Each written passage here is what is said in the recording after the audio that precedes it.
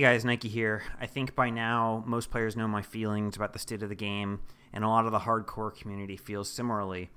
I don't need to go on and on about the state of the game because other people have analyzed the problems and gone into way greater detail about it than me.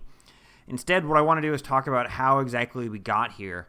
A lot of decisions took us to this place, and I'm not convinced that ANET had a master plan of destroying the hardcore scene for the different game modes.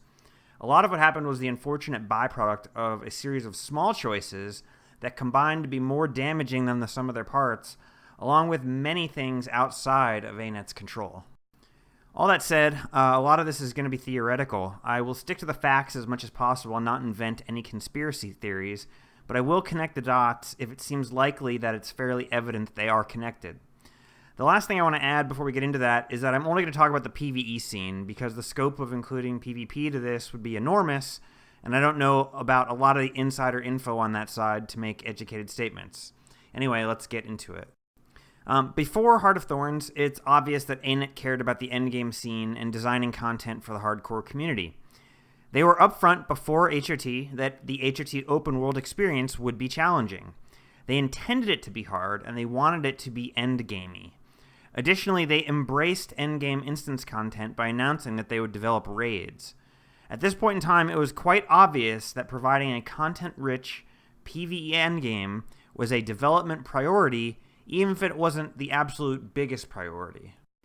ANET was on a bit of a roll and released the first 3 raid wings at a very respectable release cadence, but there were some very serious problems that were beginning to undermine all of it. First is that HOT got very bad reviews in the mainstream gaming media. HOT Open World, again, was meant to be challenging. The quote-unquote game journalists, who are a notoriously low-skilled group, did not fare well. Their reviews indicated as much by saying the game was difficult and frustrating. Added to that, the general bulk of Guild Wars 2 players were and are terrible and ran terrible builds, and they also shared the same opinion.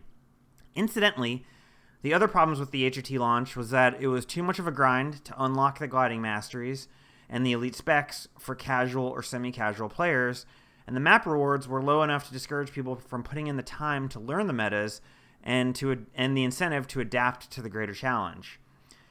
The reviews and community outcry drowned out the small amount of endgamers who were actually very happy with the raids and happy with the HOT maps. The message was loud and clear to ANET. Make your game casual-friendly or pay the price in the gaming media and the forums, which is how the game was almost exclusively marketed.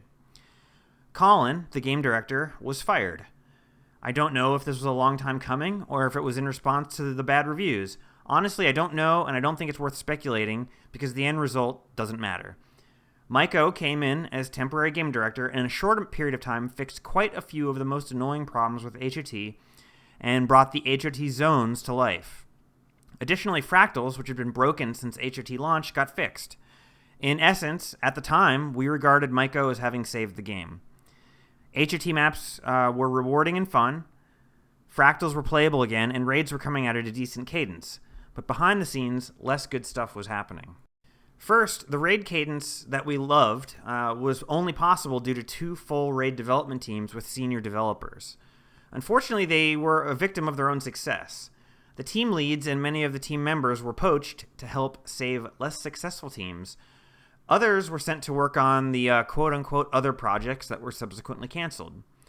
The end result was that, without telling us, they restructured 2 full teams with senior developers into a single team with lower seniority developers. Raid cadence slowed, but none of this was communicated to the players. After Wing 3, none of us expected that Wing 4 would take almost a year to come out. None of this was explained to us, and we only found out about it through job title changes on Twitter bios or incidental forum posts. The raid community lost a lot of players in the endless wait between Wing 3 and Wing 4. Which brings us to the next sign of trouble. Legendary Armor didn't ship with Wing 3 as it was initially supposed to. We now know about all the development trouble that Legendary Armor caused them and what a nightmare it was.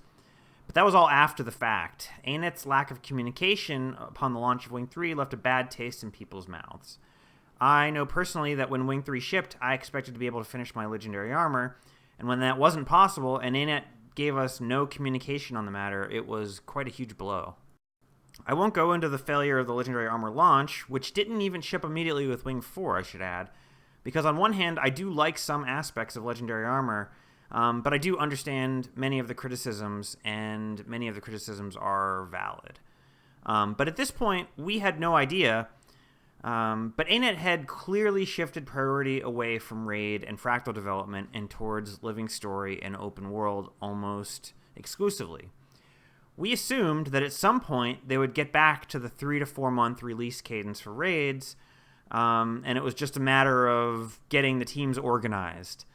But ANET never intended to, and they never communicated with us that they would. We just sort of took it for granted. The most we ever got was quotes that were very vague, like looking to make our release cadence faster, which essentially was meaningless. But the key point to take away is that after Wing 3, without mentioning it to us, ANET shifted their priorities to make the game more casual-friendly, and this was in direct response to the blowback of the HOT launch reviews, as well as their core audience. Another major setback occurred shortly thereafter that ANET had no control over. Amazon Game Studios opened and began to poach ANET's talent. It's no surprise that a game studio in Seattle can't compete with Amazon when it comes to the ability to pay for talent when Amazon chooses to win. Amazon poached several of the best game devs initially, but that wasn't even the biggest problem. Amazon and Microsoft began poaching a lot of people most players hadn't heard of, the engine coders and programmers that worked behind the scenes. And a lot of them were poached not even to work on Amazon games, but to actually work on non-gaming software projects like the Alexa team. This was probably, in all, the biggest blow to ANET, and it's never really been publicized, so many people are probably hearing it from me for the first time. But the Guild Wars 2 engine essentially is made up of a bunch of spaghetti code and legacy code and is pretty much completely unmanageable. Losing lots of the under-the-hood guys to Amazon and Microsoft meant that updates slowed down across the board to all game modes because it was just that much harder to do anything. But there was one key game dev who left that had a very big impact, and that would be Josh Davis, aka Grouch. While he is well known in the PvP community for championing esports and the ESL, he was huge behind the scenes for PvE as well. He was the sole reason that ANET supported My Guild's dungeon tournaments and also Teapot's raid tournaments. Frankly, no one else at ANET gave a shit, including the partner program. Grouch wanted to grow the competitive scene in Guild Wars 2 regardless of the game mode, and he put the effort into making it happen. When he left for Amazon, ANET thought so little of the competitive scene that they didn't hire anyone to replace him. Pro-level PvP died completely thereafter, but also so did ANET's support for high-level competitive PvE. This was hugely important when taken in conjunction with the shifting direction of producing less hardcore content at the same time. But none of this was communicated with publicly, and we all still did have hope. Path of Fire launch came and essentially flopped with the hardcore community. But it was hugely successful with the casual community and game journos. As a result, ANET had their best financial quarter ever since the launch of Guild Wars 2. Again, the message was loud and clear. Fuck hardcore content, make casual content that doesn't matter if it's repeatable or interesting, as long as it's accessible, and print money. They were already on that trajectory, but this clearly confirmed it, and their management locked in that direction. But then an absolute miracle happened. Wing 5 launched and was amazing. In essence, Wing 5 delayed killing the hardcore scene for at least 6 months. Players began to believe again that ANET was committed to delivering top-quality, challenging content. But as we all know, that was a fluke. I don't know this for a fact, but my current opinion is that the difficulty level of Doom, and especially Doom CM, were unintentional. As I write this, only a few thousand people have completed Doom CM, and I can say for a fact that at least 2/3 of them were buyers. It is indeed the hardest content in the game, and ANET clearly missed the mark with it because it alienated their casual piggy bank players. They quickly course-corrected, and Wing 6 was much easier and took another 9 months. And then 9 months later after that, Raid Wing 7 came out just recently, and was by far the easiest raid wing that ANET ever produced, including Wing 4, which had that title previously. Many hardcore players pulled the plug on the game after Wing 6, but came back for Wing 7, hoping that it would be as great as Wing 5 and reinvigorate their love of the game, only to leave immediately when they saw that ANET had no intention of ever making another masterpiece like Wing 5. The message, again, was loud and clear. Raids were going to be casual too, just like POF story and maps, and just like Living Season 4 story and maps. If you had any hope that the hardcore community could be saved before, you can't reasonably have it anymore. ANET has made it abundantly clear that 9 months is the absolute fastest release cadence they can or will do for raids, and the raids themselves will not be hard when they do them. The long and short of it is, you cannot hope for change anymore. I'm not saying ANET won't or can't change, only that it isn't appropriate for any of us to wait and hope. Either you accept the game for what it is, or you don't.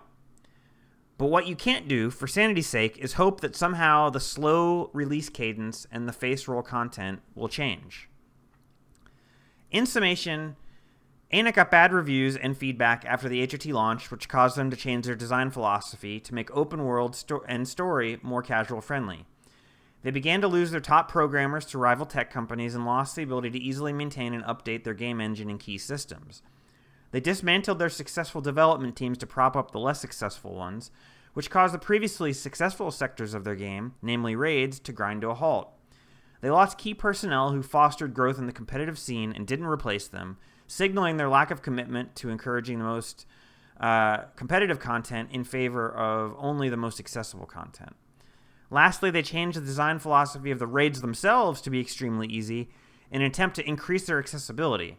But by all accounts, it didn't lead to more casual players trying raids and only resulted in more hardcore players leaving.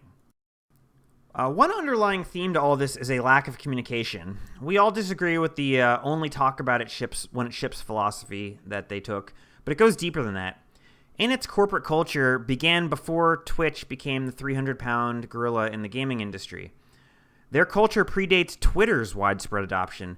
Hell, ANET's corporate culture predates YouTube. It should be no surprise that ANET fails to properly utilize these mediums. The three things those all have in common is that the community drives the conversation. ANET corporate culture evolved in a time when the studio controlled the conversation from start to finish. They do not want to surrender that control. They are afraid of doing so. They know that Twitch is full of dangerous memes. They know that Twitter has a lot of snarky trolls, and they know that YouTube is packed with people who have unsavory opinions. ANET does not want any part of that. There is indeed a danger of surrendering control of the narrative to the community. To do it successfully, you have to out-snark the Twitter trolls. You have to out-meme the memers on Twitch, and on YouTube, you have to cultivate an audience big enough to drown out the fascists. ANET doesn't have the will to do this. As a result, they are letting these platforms wither and are costing themselves tremendous exposure. A lot of newer, younger companies are able to do this, and it might surprise people who have mono-gamed Guild Wars 2 like me, but other companies make hype posts on the subreddit at random to generate excitement. They engage in honest conversation on Twitter with the community and dunk on trolls when they have to. And they work hand in hand with their partners on Twitch and YouTube in a scope far beyond what ANET does. And they organize events and conventions for their fans in order to build community and hype. And these are all far smaller companies than ArenaNet with far fewer resources. It's a bit of a meme to say that ANET doesn't communicate, but it is true. Communication is great for building hype, yes, but also for building hope. When the direction of the game is moving away from what you as a player might consider good, and you're getting silence from the studio, your hope inevitably dwindles. If there's no hope for a better future, why stick around with the game is an obvious question. It's like watching the ship sail off to sea and moving off to the horizon, and you have no idea if it's ever coming back. Anyway, guys, that's it. Hit me up in the comments, and thanks for watching. P.S. I want to add, before I get any of the comments below, I'm not burnt out, and I'm not sick of the game, and I don't want to quit. I want to be excited to log in every day. I want to be excited and optimistic about the future of the game. Burning out is when you play too much and you stop enjoying it no matter how much content there is to play. That isn't me. I want to play more. I want to re-engage with the community, and I want to produce more content. So please do not write off this video as burnout or being tired of the game. I'm not burnout and I'm not tired of the game, but I am out of hope.